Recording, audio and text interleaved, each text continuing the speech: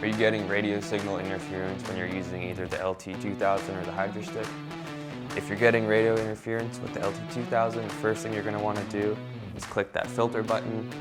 That should get rid of the signal for you. If you're still getting that signal, then maybe try using the hydrophone with your HydroStick as well if you have one. And if you're still getting signal interference, then you're likely in an area where there just happens to be a lot of radios going through. Maybe you're just picking it up in that one area. With the HydroStick, there's built-in filters, so you won't need to hit the filter button. It'll be the same thing. You'll just try switching hydrophones into this LT-2000 right here. And another way you can check is by the bucket test. If you're off-site and want to check and make sure your amplifiers are good, you're going to fill up this bucket with water, connect your hydrophone to your amplifier, put that hydrophone in the bucket, listen, see if you're picking up signals.